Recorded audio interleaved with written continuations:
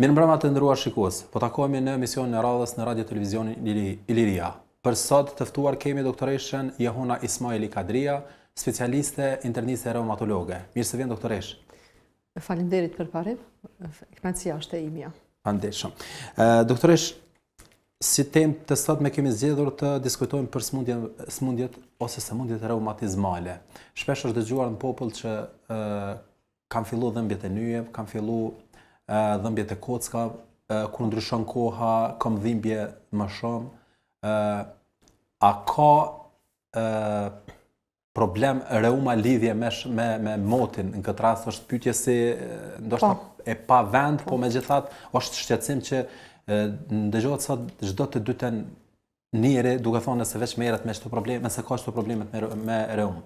Po, qartë. Është vërtet, do të thotë edhe në popull gjithmonë problemet me nyje, dhimbja, ajtja lidhen me ndryshimet e motit dhe faktikisht përshkruhet si nyja e pacientit, do të thotë si një lloj meteorologu, do të thotë ata të parët e diktojnë se do të ndryshojë domethënë moti nesër o pas nesër.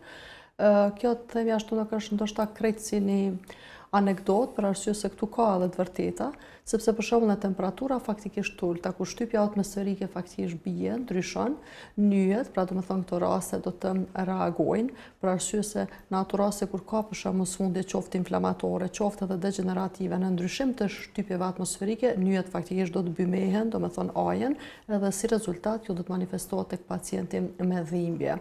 Ka sëmundje në të cilat temperaturat e larta, do thotë moti i nxehtë ndikon pozitivisht, varet edhe prej llojeve të sëmundjeve reumatike që pacientët i kanë, për arsye se gjithmonë edhe në emisionet e tjera, jo vetëm unë, por edhe kolegët reumatolog, pra jemi munduar që të bëjmë dije se reuma do thotë nuk është një, sëmundjet reumatike janë shumë, do të thonë numërohen diku mbi 200 lloje të sëmundjeve reumatike që njihen në mbar botën, ato kategorizohen, pra në dy kategori kemi të mëdha, sëmundjet inflamatore, do thotë që populli zakonisht edhe shpeshherë na shtrojnë pyetje nëse kam reum gjak, ne munduemi t'ua shpjegojmë se ki reum gjak, ndoshta që nuk është ky definim edhe adekuat për çta ken ma let, edhe është kategoria e sëmundjeve degenerative artroza, të cilat pastaj vijnë domethënë me moshën.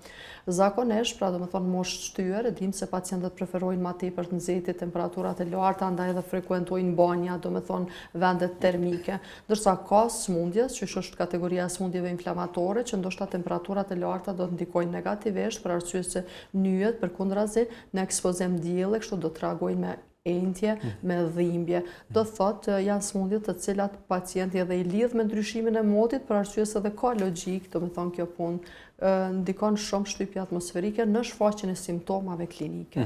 I përmendet do të thotë llojet më të shpeshta që janë, që përmendet përfshin diku deri në 200 lloje, po si dy grupe të veçanta. Tek simptomat që i dallojnë ato nga patologji tjera. Cilat janë simptomat më të shpeshta?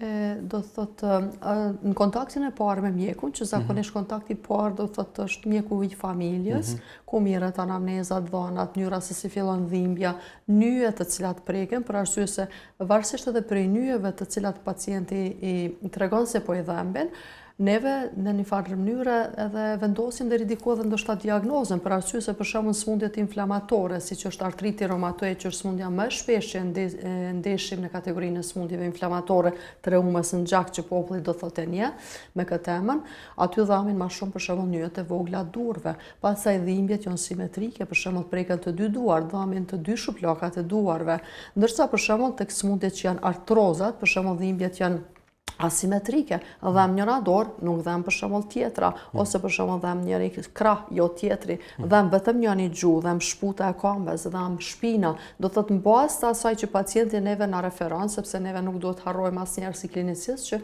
ajo që na thot pacienti për neve është shumë e rëndësishme dhe themi ashtu 50% e diagnozës. Një anamnezë, domethënë e detajzuar, një anamnezë saktë e qartë nga ana e pacientit, klinicistin, e ndihmon të arrijë sa më shpejt, domethënë deri te diagnoza, plus mos t'i harrojmë bëjmë edhe ekzaminimet pastaj shtesë imazherike dhe laboratorike që kanë një vend shumë të rëndësishëm në diagnostifikim. Jo gjithmonë do thotë është e lehtë vihet diagnoza e saktë e një smundje, domethënë reumatike. Vetëm nga një orientim, vetëm nga imazheria. Për arsye se shpesh smundjet reumatike e emitojnë njëra tjetrën. Ka edhe smundje të tjera të cilat e emitojnë reumën. Mos harrojmë për shembull një gjendje gripoze, mjafton një pacient domethënë të jetë me grep, të jetë i ftofun, të ketë dhimbje të nyjeve, nuk mund ta quajmë me një reumë. Me tërheqjen e gripit do tërhiqen edhe simptomat, ne gjithë e dimë, do thotë mund të na jap themi ashtu një imazh ose një përshtypje të gabuar. Nevojiten shumë ekzaminimet plotësuese, laboratori, imazheria për posklinikët që të diagnostifikojnë pacientët tanë. A do thotë që nga një grip, siç e përmendën, nga një grip i caktuar mund vi deri tek zbulimi i simptoma ose probleme me reumën? Jo, ndoshta se mendoj ashtu, po për shembull një gjendje gripoze do thotë manifestohet me dhimbje të nyjeve. Me qenë se atakon edhe nyjet. Po, atakon nyjet edhe kështu që mund të na jap themi në ato ditë nëse pacienti vizitohet te mjeku, rritet për shembull një marker inflamacioni siç është CRP-ja, rritet për shembull qoftë një fibrinogen, kemi të rritun, pastaj rriten leukocitet, ne nuk mund të konkludojmë në këtë fazë kur pacienti ka një gjendje të përgjithshme, domethënë të alteruar, ka një gjendje gripoze se ai vuan nga reuma, për arsye se do të shohim se me tërheqjen e gjendjes gripoze do tërhiqen edhe gjitha simptomat, do thotë tu s'kemi të bëjmë me smundje reumatike, sidomos për shembull nëse kemi një pacient të moshuar, domethënë mbi moshën 60 vjeçare, sepse është kategori që më shumë preken prej gjendjeve gripoze.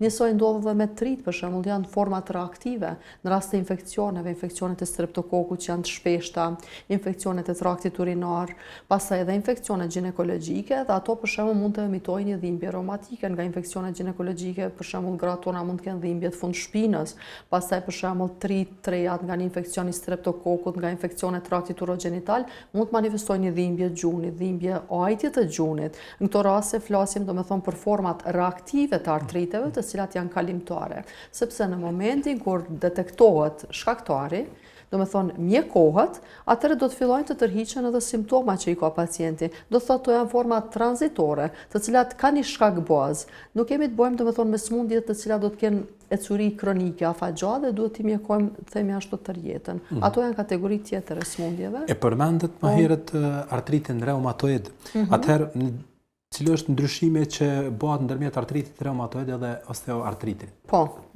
Artriti reumatoid do më thonë hyn kategorinë që i përmend është një smundje inflamatore për dallim prej osteoartritit që është degenerative. Që të jem ndoshta më e qartë edhe për shikuesit. Për osteoartriti është domethënë artrozë, është reumë e cila vjen me moshën tonë. Nga osteoartroza, domethënë më tepër vujnë femnat mas menopauzës. Është periudha mbas moshës 50 vjeçare, kur si rezultat i mungesës së hormoneve, pra hyrjes menopauzë, do thotë qelizat e mira që i quajmë neve domethënë osteoblastet, ato do të fillojnë edhe shkatërrohen. Ja u lirojnë vendin disa qelizave që i quajmë si të dëmshme osteoklaste, të cilat vazhdimisht sulmojnë kockat në këtë moshë, edhe kështu që do të shfaqet degenerimi, do të humbet faktikisht kartilago, kemi dëmtim të kartilagos, edhe shfaqet domethënë dhimbja dhe dëmtimet e kockave. Themi ashtu, kjo është një proces normal që e përcjell secili njeri, më tepër femrat, po pse jo edhe mashkujt, edhe ata preken në një periudhë themi ashtu të shtyrë mbas moshës 55-60 vjeçare.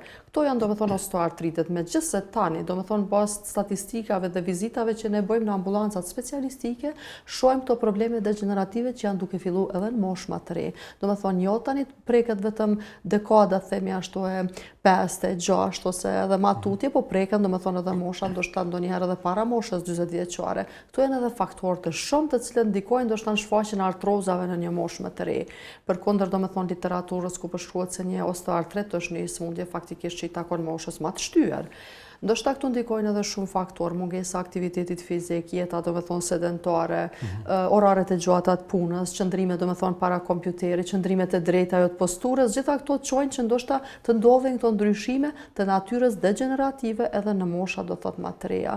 Kështu që neve tani gjithnjë edhe më shumë, neve si reumatolog, specialistë e mjekësisë interne, të fiziatrisë, fizioterapeutat, domethënë bëjmë themi ashtu alarm të pacientët dhe çdo vizitë këshillojmë që pavarësisht se mjekohen do medikamente, do të thotë të mos lënë anësh asnjëherë aktivitetin fizik, duke mos e konsideruar asnjëherë si luks, po është pjesë e domosdoshme e trajtimit. Do thotë që të kemi rezultat, ti reduktojmë barnat, pacientëve u rekomandojmë patjetër që të kenë aktivitet rregull fizik, të ushtrojnë. Asaj përket kategorisë së smundjeve inflamatore, siç është artriti reumatoid, tu kemi edhe smundje të tjera përpos artritit, aty do të thotë kjo nuk një moshë kjo smundje. Artriti reumatoid fillon në moshë të re, mund të prek edhe fëmijët e dim, domethënë janë format juvenile, prekën pastaj do moshat të reja. Ka edhe disa raste kur artriti reumatoid fillon edhe në moshë të shtyr. Ma rrallë ndodh kjo, po këto janë tani njihen domethënë edhe si artritet e varshme ose i quajmë si lora domethënë nga anglishtja, këtu quhen si late onset artrite me fillim të varshme ose artritet senile, që mund të fillojnë për herë të parë për shembull mas moshës 50 vjeçare. Janë raste më të rralla. Kështu që të them të drejtën, domethënë shpeshherë edhe diagnostifikimi sidomos i smundjeve inflamatore, domethënë reumatologji është një sfidë në vete. Domethënë shpeshherë nuk është fare lehtë përkundër domethënë tentativave, ekzaminimeve të shumta të cilat ne i bëjmë çdo ditë gjatë punës tonë.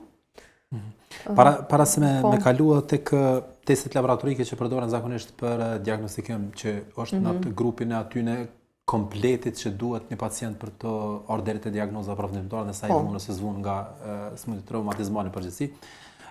Doktoresh, është një pyetje që shpesh herë bajnë ne si profesionistë shëndetësor atë myt reuma. Po. Është pyetje për kështu me shkas tamam në popull qysh interpretohet. Po, së është ajo përshtypja, domethënë edhe të njerëzit, sidomos të ata që kanë një antar të familjes që për herë të parë, domethënë taj, për shembull një i ri ose ri, domethënë po zbulohet një smundje reumatike. Kjo sidomos është gjithmonë më shumë problematike kur është një i ri në familje, i cili për herë të parë po zbulohet me artrit reumatoid, po zbulohet me një lupus eritematoz sistemik apo me një sklerozë sistemike progresive. Ka ndodhur domethënë raste edhe në ÇKU edhe kolegë domethënë ndoshta të sferave tjera na kanë pyet kur kanë pas një rast të tillë, ndoshta edhe dikush që ka përfunduar fatkeqësisht me vdekje, edhe kanë qenë shumë të habituar në stepo, na kanë shtruar pyetje se kemi ditë kur gjatë jetës sonë se dikush domethënë mundet me vdek prej reumës, do thotë ka sidomos kategoria e smundjeve po kthem inflamatore që prekin trit, mund të kenë përfundim fatal, janë smundje autoimune. Nëse ato nuk zbulohen, domethënë me kohë, nuk diagnostifikohen, po nuk trajtohen, gjithashtu nuk mirët serioz domethënë nga ana e pacientit trajtimin i smundjeve të tillë, përkundër përpjekjeve që profesionisti shëndetësor i bën, shpesh janë edhe ato përshtypjet e antarëve të familjes, presionet që mund të bëjnë se kjo është veç një reum, kërkush nuk vdes prej reumës, edhe ndoshta ndikojnë që ata të mos marrin mjekimin e duhur, apo thjesht marrin një mjekim popullor, të mos vizitohen, të ndërprejmë vizitat, kemi pasur raste kur pacientët domethënë mbas një kohe janë kthyer në gjendje të rënduar me prekje të veshkës, madje edhe në stad të avancuar. Jemi detyruar që në bashkëpunim me kolegët e nefrologjisë të këta pacientë fillojmë edhe seancat e dializës. Ka raste kur pacientët ka përfunduar edhe jashtë vendit, disa prej tyre kanë bërë transplante, disa janë pritje domethënë në listë transplanteve. Për arsye se këto janë smundje, sidomos flas për lupusin eritematoz sistemik, një smundje kjo shumë sfiduese, tinzare, smundje që shpeshherë quajmë me shumë fytyra, për arsye se mashtron pacientin, duket se çdo gjë është në rregull dhe për një moment domethënë dalin gjithë në sipërfaqe, shihet se çdo gjë ka mbaruar, domethënë është një dëmtim i rënd i veshkës, që domethënë nuk mund të mjekohet më me medikamente, kërkon seanca të dializës, madje edhe transplant. Kështu që po them, nuk qëndron ajo se faktikisht nga reuma askush nuk vdes, domethënë reuma nuk të mbyt. Këto janë më tepër dhëna anekdotale që i takojnë domethënë të kaluarës, kur nuk është ditë shumë për smundjet reumatike, janë konsideruar si smundje domethënë më tepër të moshave të shtyra. Ka ekzistuar edhe opinioni, bindja e thellë se reuma do të thotë i prek të gjithë, reuma i prek moshat e shtyra, pleqt, tani domethënë nuk është më ashtu. Ndoshta fatmirësisht edhe pse është numër më i madh i profesionistëve, domethënë specialistëve të reumatologjisë, çdo ditë zbulohen, diagnostifikohen, trajtohen numër shumë i madh i pacientëve nga smundjet domethënë reumatike, po mosha të reja. Edhe në klinikën e reumatologjisë, po t'ju rastis domethënë rastit vini të sheni pacientët, pothuajse në gjitha dhomat, mos them, domethënë mbi 70% pacientëve janë pacientë të ri. Shpeshherë habiten edhe familjarët kur vinë edhe shohin se këtu domethënë nuk ka vetëm moshat shtyra, nuk është smundje vetëm të pleqërisë, ka domethënë smundje që po i prekin gjithnjë më shumë të rit.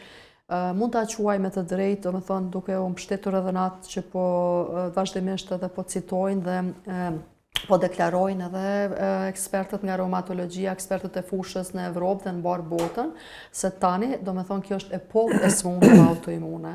Do me thonë, kanë shpërthy në barë botën edhe numri tyre është, do me thonë, çdo ditë e më shumë rritje. Zbulohen smundjet autoimune, të cilat mund të barazohen me smundjet malinje. Do me thonë, rrezikshmëria atyre është baraz me një pacient të cilën do ta mjekojnë për një smundje malinje. Kërkojnë një vëmendje, do me thonë, të vazhdueshme, një trajtim, një kontakt vazhdueshëm, do me thonë, me mjekun përkatës, dhe kështu që vetëm në këtë mënyrë neve do me thonë do t'ja dalim që të mbajmë këta pacienta, të themi ashtu në gjendje remisionit, jenë do me thonë jo gjithmonë të ndihen mirë, të punojnë, zhvillojnë aktivitetet e përditshme, edhe faktikisht të rritet jetëgjatësia. Para se të kalojmë në pyetjet e radhës, shkojmë në blok marketingu.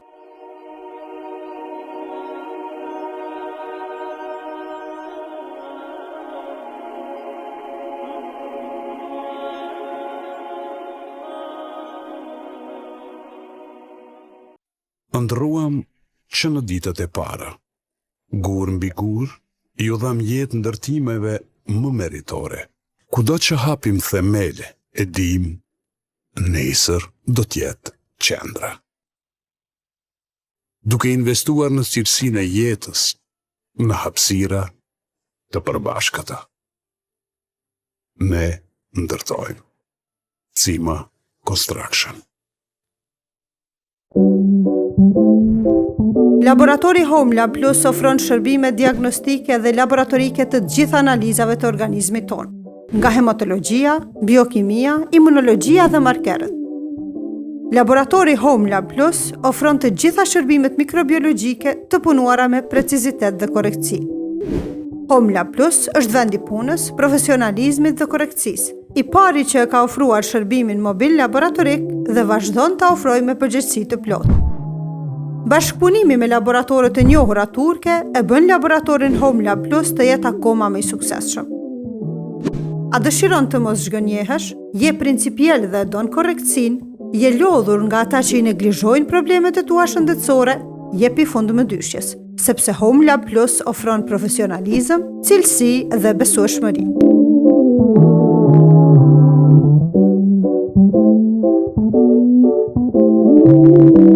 Çmimet në tokë, shpërblimet në qiell në Emona Center. Vaj 850 ml 1.25, miell 5 kg 3.49, sheqer 5 kg 3.59, margarin 200 g 0.25 cent, qumsh 1 litër 0.79 cent, djath 750 g 4.39, mish i thatë 11.99, kofsha 10 kg 16.99, çokoladë me qumsh 80 g 0.99 cent, keksa 800 g 1.59, fruta të thata 125 g 1.49, qaj refuz kilogrami 6.99, lëngje fruti 1 litër 0.69 cent, detergjent rrobash 9 kg 10.99, detergjent Black Color 3.29, letër kuzhine 1.79. Emona Center, ne dallojmë nga të tjerët.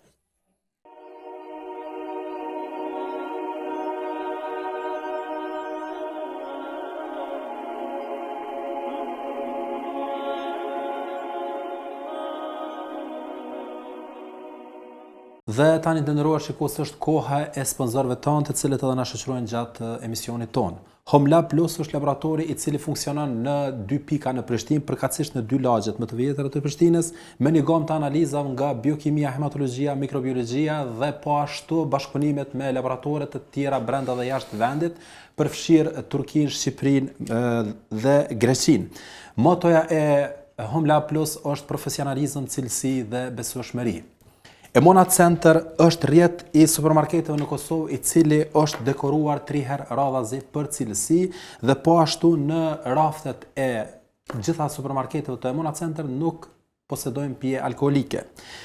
Sponsor tjetër është Meka Halal Food, njëra ndër kompanitë më të mëdha të produkteve të mishit, e cila funksionon në gjithë botën shqiptare me produktet e saj dhe është e certifikuar nga Bashkia Islame për produkte halal. Po ashtu Cima Construction është kompani ndërtimore themeluar në vitin 2019, e cila me punën e saj dhe profesionalizmin e saj jep një rahati në ndërtimet që bën ajo. Kthehemi sërish në studio me mysafirën tonë. Kthehemi sërish në studio me doktoreshën Johona Ismaili Kadriaj. Doktoresh, që një pacient të niset nga e para, nëse vetëm përveç kontrolës tek mjeku familjari, i cili përmendet edhe jo gjatë pjesës parë të emisionit, ai me domos duhet të vizitoj ose të kryej disa teste bazike. Cilat janë ato teste laboratorike të cilat vënë në pa punën me problemet reumatizmale? Po. Përparim duke filluar do thot nga në radhë të parë hemogrami, që është një analizë thjeshtë dhe përgjithshme. Leukocitet janë domethënë parametër shumë i rëndësishëm, një rritje leukociteve mbi vlera domethënë referente zakonisht domethënë mbi 10, neve na alarmon, domethënë shohim se diçka nuk po shkon, është një analizë e përgjithshme, po është si vije parë.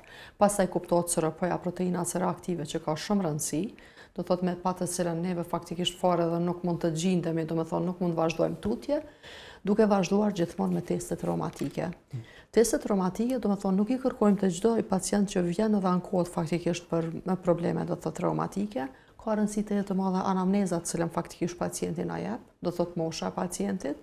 Për atë ndoshta faktikisht edhe në klinik, faktikisht duhet kemi parasysh, domethënë që testet reumatike të kërkojnë faktikisht më tepër nga mjekët reumatolog, janë testet të cilat neve i dim kur duhet i lypim të cilët pacienta, ndoshta truan pastaj faktikisht edhe reagensat për pacienta ku ka nevojë që këto teste domethënë t'i kemi në dispozicion.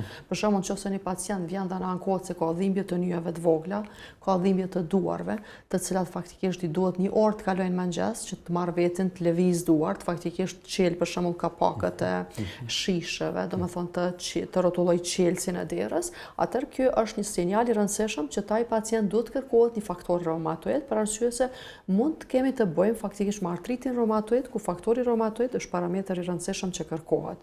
Faktori reumatoid në ne. Pastaj kemi, duke ditë se faktori reumatoid është domethënë tani me sensitivitet dhe specifitet të ulët, një faktor reumatoid jo gjithmonë ka të rritur një pacient për shembull që ka reum në gjak, për arsye se mund të jetë i pranishëm edhe tek njerëzit e shëndosh, ka një përqindje ndoshta e vogël, themi ashtu 2 deri në 4% e njerëzve të shëndosh që kanë faktorin reumatoid pozitiv. Nuk duhet asnjëherë të harrojmë se faktori reumatoid është menduar domethënë përpara që është specifik vetëm për artritin reumatoid, po tani e kemi pa kohët e fundit se po gjendet edhe në smundjet e tjera pozitiv. Mund ta gjejmë për shembull tek pacientët që kanë probleme me mushkëri, probleme pulmonare. Pastaj do të thotë faktori reumatoid gjendet i rritur edhe te pacientët me smundje të mëlçisë, hepatitet. Për shembull, një hepatit B, pacienti mund të ketë faktorin reumatoid pozitiv. Jo gjithmonë, domethënë vuan nga artriti reumatoid. Ma specifike që e kërkojmë është anti-CCP-ja. Pra po e cekim gjithmonë kur klinicisti dyshan, nuk është anti-CCP-ja analizë themi ashtu rutinë, që mund ta përshkruaj çdo mjek edhe të kërkohet ndoshta te pacientët ku fare s'ka pas nevojë mu kërku një anti-CCP. Do thotë që neve shpeshherë edhe shohim. Domethënë anti-CCP-ja është analizë me specifitet të lartë. Është shumë specifike, do thotë është diku e pranishme nda mbi 97% të pacientëve me artrit reumatoid, është specifike për artritin reumatoid. Kjo mund të jetë e pranishme tek pacientët edhe pa artrit reumatoid. Në anën tjetër, periudha domethënë mas Covidit, neve faktikisht na ka mësuar, domethënë edhe na ka mësuar përvoja jon klinike, praktika, kemi parë raste për shembull pacienti ka ardhur dhe ka bërë diku një anti-CCP, e cila është kërkuar themi ashtu nga mjeku i familjes diku në region, është kërkuar thjesht faktikisht rastësisht në paletën e analizave rutinore. Vjen pacienti me një anti-CCP që është themi ashtu mbi 200 mbi 300. Nga anamneza e sipër e kuptojmë që ai pacient asnjëherë nuk ka dhimbje të nyjeve. Nuk i dhambin durt, nuk ka problem që në mëngjes të zgjohet nga gjumi të lëviz duart, të veshet, të krej flokët, do thotë të punoj. Është plotësisht domethënë i rregullt. Kemi ardhur në përfundim se kjo anti-CCP do thotë nuk ka të bëjë me artritin reumatoid, ka raste kur edhe vaksina domethënë kanë çrregullu dukshëm antitrupat. Në fakt kanë shpërthy, kanë nxjerrë sipërfaqe antitrupat, fatmirësisht jo të gjithë pacientët ku janë pranishëm antitrupat ka dhe smundje. Atëherë kur i kemi antitrupat e pranishëm, qoftë një faktor reumatoid, qoftë një anti-CCP, po pacienti, qoftë femër apo mashkull, s'ka asnjë manifestim klinik, nuk do ta mjekojmë. Nuk është të thonë të mjekohet si artrit reumatoid, do të presim. Domethënë do të presim nëse një smundje në një të ardhmë të afërt apo të largët do të shpërthej. Përndryshe, antitrupi i pranishëm neve nuk na dikton që gjithsesi atë antitrup duhet ta mjekojmë derisa nuk ka smundje. Do të thotë atëherë kur klinicisti, reumatologu, konkretisht e shet arsyeshme kërkon analizat reumatike. Pastaj është analizë tjetër ana skren. Neve kemi pa do thotë kohët e fundit, po edhe jo me siguri që ana do më thonë kërkohet si analizë sikur se të kërkohet edhe hemogrami. faktikisht ka mjek të profileve të ndryshme që kërkojnë anaskrin. Neve kemi pas edhe, do me thonë kolegë në, do me thonë QKUK, që kur e kanë realizu anaskrinin, në kuadrë faktikisht testeve tjera rutinore, do me thonë pacientët kanë ardhur të alarmum se ana ju ka dalë pozitiv. Do me thonë nga Afrika kanë hy, kanë lexu, do me thonë kanë hapë edhe ChatGPT-n që tani është aktuale, edhe të gjithë do me thonë kanë qenë, do me thonë të shqetësuar se po vojnë nga një sëmundje si është lupusi, sepse po sa të hapet interneti, ana pozitive, do me thonë lidhet me lupusin e eritematoz sistemik. Neve do me thonë au ka dasht një komunikim ndoshta shumë i gjatë me këta pacient që shpeshher kanë qenë edhe kolegë tonë, qoftë personel, qoftë që ti tregojmë se ti s'ki të bëjsh fare me lupusin. Ti është një ana pozitiv. Ti e plotësisht të shëndosh, nuk është dash fare me testu anën. Se ana kërkohet atëherë kur klinicisti, do me thonë dyshon në bazë do me thonë simptomave klinike se ti e ki të bëjsh me një sëmundje autoimune, qoftë lupusi eritematoz sistemik, skleroza sistemike progresive, pastaj qofshin për shembull domethënë sëmundjet e tjera, që është një sëmundje domethënë BG-ti një vaskulet, ka sëmundje ku neve dim kur dhe qysh duhet të kërkohet ana. Në ato raste, domethënë me klinikën, me analizat plotësuese të tjera, do të lidhet nëse kjo ana pozitiv ka apo nuk ka domethënë peshë diagnostike. Pra, domethënë jo gjithmonë të kërkohen analizat autoimune të çdo pacient. Duhet dihet në bazë të anamnezës, në bazë të asaj që e mendon klinicisti, se kur duhet të kërkojmë, për arsye se antitrupat mund të jenë pranishëm edhe të njerëzit të shëndosh. Kjo do të thonë u vënë duke tani vitet e fundit, sidomos pas periudhës faktikisht të Covidit, vaksinat, infekcioni, ende në tërë botën këto janë themi ashtu si dilemat mëdha, do të thonë cilat po punohet, bëhen studime, hulumtime shkencore ku antitrupat gjenden edhe të njerëzit të shëndosh, madje edhe anti-CCP-ja, ana, faktori reumatoid dhe CK që veç është i pranishëm. Përmendet tek problemet që shkaktojnë sëmundjet reumatizmale në fakt tek veshkat, që mund me dërgu deri tek transplanti, si dializa. Në problemet kardiake, cili është ndikimi i këtyre sëmundjeve? Do thotë sëmundjet reumatike gjithsesi lidhen me sëmundjet e zemrës, do thotë neve kërkojmë vazhdimisht me këmbguli që të kemi edhe një bashkëpunim të mirë fillt edhe me kolegët e kardiologjisë, do me thonë pacientët tonë kanë shumica nevojë të kenë konsultën të kardiologu, nuk është thjesht që kemi do me thonë bëjmë një shtypje të lartë të gjakut, cilin e detektojmë pothuajse të çdo pacient që ka pak moshë më të shtyrë, po edhe 3 tani kanë do me thonë shtypje të lartë të gjakut. Është fakti se neve te pacientët me sëmundje reumatike na duhet që të bëhet ekokardiografia, eko e zemrës, për arsye se janë sëmundjet inflamatore autoimune që prekin zemrën. Këto janë sëmundjet që prekin do me thonë shumë organet vitale, zemra, veshka edhe truri. Artriti reumatoid, për shembull, shoqërohet faktikisht me prekje të zemrës, do me thonë me pamjaftueshmëri valvulare, insuficiencë të valvulës, po patjetër kemi stenoza, do me thonë të aortës, stenozë faktikisht mitrale, stenoza aortale, këto janë do me thonë shumë shpeshta. Kemi pacientë të cilët ndërkohë, do me thonë me vite pas reumës, ka zhvilluar edhe stenoza. Kështu që, do me thonë janë në mjekim edhe nga kardiologun, në këto raste faktikisht edhe vështirësohet edhe mjekimi, për arsye se ka barna të cilat në ato raste kur preket zemra, neve jemi edhe të rezervuar, nuk mund t'i japim. Kërkojmë do me thonë bashkëpunim me ta, që të gjejmë që themi ashtu një kompromis që së pari pacientin të mos ta dëmtojmë e pastaj faktikisht të bëjmë mjekimin. Ka raste për shembull kur sëmundjet autoimune për herë të parë zbulojnë pas që është prek zemra, nuk ka shumë kohë, do thotë në klinikë që kemi pasur 2-3 raste mosha të reja, ku pacientët kanë zhvilluar infarkt të miokardit, 2 pacientëve, do me thonë, janë vendosur stende në moshë të re. Pasi është bërë stentimi, do me thonë, është pas se diçka me ta nuk po shkon, kanë dalë pas simptomat e tjera, kanë qenë, do me thonë, me lupus eritematoz që të dy, me përfundim fatal, do me thonë kanë përfundu fatalisht, kanë qenë këtu dhe jashtë vendit pastaj, do me thonë prognoza ka qenë shumë e rëndë, do me thonë sëmundja me ecuri progresive, për arsye se, do me thonë si shenje parë ka qenë faktikisht prekja e zemrës, dhe është mendu se kemi të bëjmë me një problem kardiovaskular. Ma vonë u vënë duke se këtu kemi të bëjmë me një sëmundje inflamatore, që shkakton vaskulite, si që është lupusi eritematoz, që në këto raste ka prek, do me thonë zemrën, ka shkaktu infarktin. Pastaj mos të harrojmë, do me thonë edhe sklerozën sistemike progresive. Skleroza, për shembull, është një sëmundje e cila prek mushkrin, do me thonë këta pacient përfundojnë me fibrozë pulmonare, do me thonë të avancuar, përfundojnë me pamjaftueshmëri të zemrës. Të gjitha faktikisht këto janë komplikime të cilat e bëjnë, themi ashtu, e shkurtojnë një gjatësinë e pacientëve tonë, se jo ndoshta faktikisht smundja primare do të shkaktoj komplikime edhe do të shkurtoj jetën e pacientit. Janë komplikimet që smundjet reumatike japin në zemër, japin në tru, në mushkri, në veshkë, pastaj kuptohet edhe komplikimet hematologjike, mos t'i harrojmë për arsye se të lupusi eritematoz është një anemi kronike që e përcjell pacientin. Ka raste kur është një anemi ndoshta për cilën pacienti është mjeku, po nuk e ka ditë asnjëherë nga po i vjen anemia. Ka qenë për shembull shumë vite një lupus, se jo gjithmonë për shembull lupusi eritematoz shkon me skuqje të fytyrës, qysh e thot faktikisht libri, literatura ose me aftë nguj. Ka raste për shembull atipike kur asnjë nga shenjat në lëkurë nuk shfaqen, po është për shembull një anemi e pashpjegueshme. Tani po them, domethënë falë edhe numrit madh të profesionistëve, specialistëve, hematolog, nefrolog, kardiologëve, do thotë edhe ngritjes së vetdijes edhe për smundje autoimune të gjithë neve, edhe të mjekëve familjarë që janë hallkë ngushtë e bashkëpunimit me ne.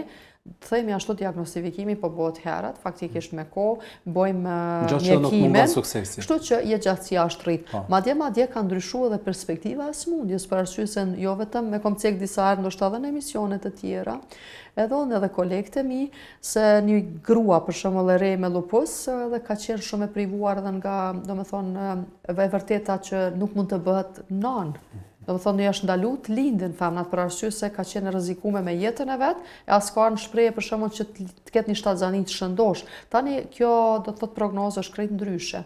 Ne kemi për shembull në Kosovë shumë raste me lupus. Unë dhe kolegët e mi, kolegë nefrolog që edhe fal domethënë tyne menaxhohet mirë edhe puna e veshkës, ku këto domethënë femra arrin të bëhen nana, kuptohet nëse ato vetë marrin seriozisht smundjen, bashkëpunojnë me mjekun e tyre dhe marrin domethënë mjekim për arsye se në ato raste kur mungon bashkëpunimi, kuptohet edhe rezultatet e mjekimit mungonin. Doktoresh, ju në reportin e reumatologjisë në njëjtën kohë aplikoni edhe imunoterapinë, nëse nuk po gaboj, terapi biologjike që llogaritet. Po, qartë. Sa është e vështirë kjo terapi të menaxhohet nga stafi juaj, e lera më që është edhe furnizimi që është një sfidë në vete? Po.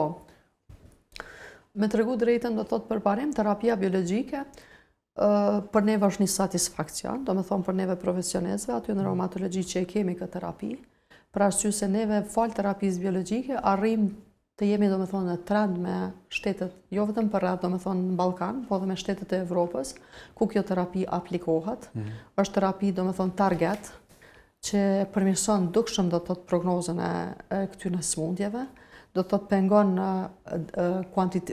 rrit kualitetin e jetës, pengon invaliditetin, për arsye se faktikisht terapia empirike që kemi dhënë, domethënë ndër vite, po që prapë mbetet terapi bazë, tani nuk është e mjaftueshme. Për arsye se kemi pacientë që kanë përdorur për shembull tani jetën metotreksatin, që dihet se është një terapi e cila përdoret është e para, një terapi e artë, e cila ka përmirësuar cilësinë e jetës, domethënë ka penguar i kufizimet, i ka mbajtur pacientët aktiv, ka ndikuar që të mos humbin vendet e punës. Prap, domethënë shkalla e invaliditetit nga smundjet inflamatore, artriti reumatoid konkretisht që është domethënë si një smundje me përqindje më të lartë, do thotë ka qenë e madhe. Tani fal terapive biologjike, neve domethënë arrim që kualitetin e këtyre njerëzve ta përmirësojmë dukshëm. Në fakt domethënë kjo vrehet të disponimit domethënë që kanë pacientët, të fakti që për shembull nëse ka ndodhur edhe pse ta shkove të fundit domethënë shumë rrallë që të mos ketë terapi biologjike, pacientët për një herë do të thotë janë alarmu, domethënë kanë qenë edhe para dyrëve të Ministrisë së Shëndetësisë, kanë bërë presion edhe te ne se nuk mund të funksionojnë pa terapi. Kjo është sidomos kategoria e smundjeve, kom cek edhe më herët me spondilit ankilozant, smundje do të thotë që prek meshkujt, ku faktikisht ata pacientë do të thotë nuk mund të ngriten nga shtrati pa terapi biologjike. Edhe ndoshta ndonjëherë neve për shkak të domethënë protokolleve tona që i kemi, sepse jo rrallëherë, shumë herë domethënë neve japim terapinë biologjike për një kohë caktuar qoftë domethënë një vit deri në 2 vite, pastaj pacientët kur shohim se janë në remision, do të thotë neve i largojmë nga terapia biologjike, i lojmë në terapi bazë duke i rekomanduar aktivitetet fizike, edhe të marrin terapinë nga orale që e kanë, do thotë remisionet kanë qenë të shkurta.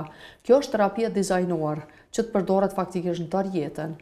ashtu në atë formë është domethënë molekula. Kështu që kjo terapi bën faktikisht mrekulli, edhe prapë them jemi fatlum që e kemi, sepse vinë pacientë shtetasit tonë edhe që jetojnë për shembull në shtetet evropiane, qoftë në Zvicër, qoftë në Gjermani, shohin edhe atje për shembull shtetas të huaj që marrin domethënë këtë terapi, e ndoshta këta për shkak edhe të sigurimeve që i kanë që mund të mos i kenë gjithmonë të mira ashtu, sëmbulohet faktikisht atje terapia biologjike. Atëherë domethënë kur kanë edhe letër njoftime të Kosovës, aq janë të kënaqur që po arrin në një vend si Kosova që ndoshta domethënë skrahasohet me Gjermaninë edhe në Zvicër, po ofrohet një shërbim shumë i mirë, po marrin faktikisht një terapi që është shumë e kushtueshme me kosto të lartë. Zvicra dhe Gjermania shpesh ndodhi u bën problem, domethënë mos më marr, ose për shembull ku pas rast pacienti e ka patje që ne domethënë pacienti i huaj, faktikisht në Irland e ka marrë terapinë biologjike. Ky ka qenë pacienti me artrit psoriatik, edhe ka dëgjuar ata të thonë që ti pas kemet ka vite me metotrexat, e ka dëgjuar anglisht, edhe ka ardhur në Kosovë se nuk ju ka dhënë shpjegimi pse ky nuk po e merr terapinë faktikisht biologjike si ajo irlandezja që ka qenë. E kemi dhënë me shkrim që ky në Irland duhet futet në terapi biologjike. Kemi dhënë informatën se terapia ekziston, Kosova domethënë ka informat për këtë terapi, na ka shumë vite që aplikojmë domethënë terapinë biologjike, e njohim qartë domethënë suksesin që terapia ka tek pacienti. Sa është numri i pacientëve që marrin këtë? Po. Tani terapi biologjike na përparim kemi do të thotë shumë lloje. Kemi themi jashtë antagonistët e TNF-it, kemi antagonistët e interleukinës 6. Domethënë një pjesë e pacientëve janë antagonistë interleukinës 6, disa janë antagonistë të TNF-it, të CD20-shit. Kemi tani antagonistin e interleukinës 17 secukinumabin. Mirë, po të thajme faktikisht në çdo prej këtyre domethënë grupeve ka numër i madh i pacientëve, kalohet në qinshi.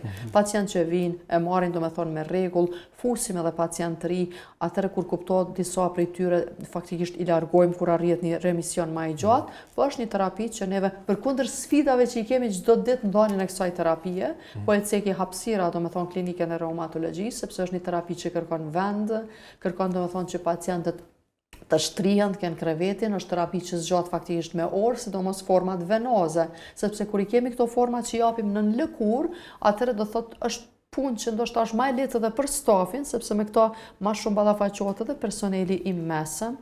Për arsye se duhet dhënë terapia, duhet përcillet, nganjëherë përcjellin edhe analizat, ata janë edhe të ngarkuar, thotë përcillen sa doza kanë marrë pacienti i cili mjek është, megjithëse punon gjithmonë edhe mjeku në ambulancë specialistike i cili mirret me terapi biologjike për çdo ditë, do thotë aty shikon analizat me shumë përpikmëri, përcillen. Po, shikojmë për shembull edhe analizat sepse ka raste kur terapia biologjike është marrë 2-3 herë, po e katërta dozë nuk mund të mirret, sepse shohim se diçka nuk po shkon me analiza, qoftë se janë rritur analizat e mëlçisë, një ALT, për shembull është një anemi e cila është shfaqur për shkak të terapisë biologjike. Kjo është një terapi e cila domethënë kërkon përcjellje rigoroze, po është edhe një terapi e cila po them që në klinikën e reumatologjisë neve na bën edhe pacientat, edhe domethënë neve si profesionistë që të ndijmë veten në nivel domethënë me vende të zhvilluara, ku faktikisht kjo terapi tani do thotë jipet, pacientat kanë informatën sepse tani viteve të fundit lëvizin pacientat brenda, jashtë vendit, shohin se dikush domethënë prej bashkëkombësve tonë apo dikush prej shoqërisë po e merr terapinë biologjike, ndihet mirë, nuk e humb punën, mund të funksionojë, shkurtohen pushimet mjekësore. Gjitha këto domethënë kanë kosto të lartë për shtetin, kështu që dhënia e terapisë është një rëndësi të veçantë. Para se me kalum pyetjen e fundit, doktoresh, është trashëguese. Po. A mund të themi që është me bazë trashëguese që është problemet e reumatizmit? Disa, domethënë përparim, mund të kenë edhe është predispozita gjenetike, asnjëherë kjo nuk mund përjashtohet, jo të gjitha sëmundjet. Kur flasim për sëmundjet inflamatore, qoftë artritin reumatoid, lupusin, sklerozën, përgjithësi domethënë vaskulitet, kanë një bazë autoimune. Megjithëse nga dharat anamnestike që neve gjithmonë u marrin pacientëve tonë, nuk të ndodhë shpesh që pacientët do të deklarohen për shembull se rrethi ngushtë, qoftë nana, baba, vëllezërit, motra kanë edhe ata reum, por në një rreth më të gjerë del. Për shembull shohim agja, halla, tezja, kanë probleme reumatike. Më të vjetra, ndoshta edhe kanë ngel pa u diagnostifikuar, për arsye se shpesh thonë pacientët kam dëgjuar që gjyshja gjithmonë ka pas reum, po s'ka shku te mjeku. Do thotë ndoshta ajo matë smundi ka jetu të njëtën, nuk janë bo vizita, janë bo deformime, duke menduar se deformimet janë normale, por e përcjellin domethënë curinë e jetës, domethënë stadeve të vanshme të jetesës e gjitha këto. Është komponenta gjenetike prezente, nuk mohohet. Në anën tjetër te kategoria e smundjeve degenerative, artrozat, domethënë edhe ato nuk përjashtohet gjenetika tani kohë të fundit, edhe pse konsiderohen si smundje të moshës, ka raste për shembull prej artrozave vujnë krejt motrat prej artrozës gjunit, për shembull kon artrozës. Ka raste kur problemet faktikisht me një spondilozë cervikale lumbale janë prezente në gjithë antarët e familjes. Do të thotë kanë artroza. Antarët edhe këtu e kemi një predispozit gjenetike. Gjenetika tani po thuaj se të asnjë smundje nuk mundet asnjëherë të përjashtohet. Mos të harrojmë pastaj edhe osteoporozën, që është një smundje, do të thotë që hyn smundjet metabolike faktikisht kockave me cilën e mirëmi si reumatolog, kur edhe osteoporoza, rrallëllimi i kockës, kemi raste kur faktikisht krejt antarët e familjes, gjitha motrat kanë për shembull osteoporozë, kanë fraktura, domethënë thehen vazhdimsi. Sepse thash edhe më herët numri i smundjeve nuk është i vogël në reumatologji, është domethënë numër i madh. Doktoresh, me qenë se edhe koha e emisionit veç po përfundon, në këshill për shikuesit tonë në lidhje me këto problemet që i diskutojmë. Po. Unë domethënë kisha këshilluar shikuesit, pacientët tanë të cilët domethënë na shikojnë, na dëgjojnë, familjarët e tyre, që gjithmonë në ato raste domethënë kur kanë ankesa, qoftë një dhimbje domethënë të duarve, ajtje të duarve, të nyjeve të vogla, po pse edhe nyjeve të mëdha, nyjeve qoftë domethënë brylave, supeve, gjojve, dhimbjeve të fund shpinës, të mos hezitojnë të vizitohet domethënë mjeku i familjes në radhë parë, pastaj mendimin e mjekut të familjes, pasi kërkon disa domethënë nga analizat bazë, të bëhet domethënë triazhimi drejt i pacientit, drejt qendrës klinike universitare, domethënë qendrës terciare ku ka mjek reumatolog, mirë po, fatmirësisht mjek reumatolog kanë edhe qendrat e tjera, do të thotë kemi në Spitalin Regional Mitrovicës, në Vushtri, ka në Pej, domethënë Gjakov, pothuajse në gjitha qytetet, në Ferizaj mos të harroj, numër të madh të reumatologëve, ku ata mund të kërkojnë ndihmë, të konfirmohen apo të përjashtohen eventualisht domethënë smundjet reumatike. Asnjëherë të mos anashkalohen, të mos neglizhohen. Jo çdo dhimbje, domethënë duhet marrë seriozisht, për arsye se ka dhimbje të cilat ja atribuohen krejtësisht një natyre tjetër, infeksioneve, gjendjeve gripoze, mirë po ato duhet përjashtohen, nuk duhet faktikisht neglizhohen. Pavarësisht moshës, për arsye se tani të gjithë jemi të vetëdijshëm se smundjet reumatike nuk janë smundje që i takojnë vetëm moshave të vjetra.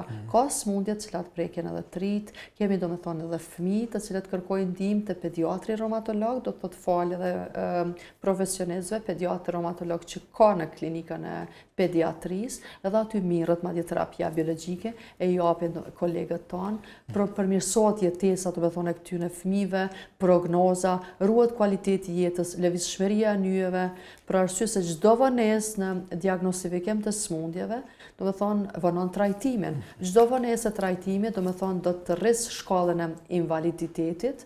Rritja e shkallës së invaliditetit do t'i kushtoj jo vetëm pacientit, por edhe familjes, shoqërisë, kolegëve dhe shtetit.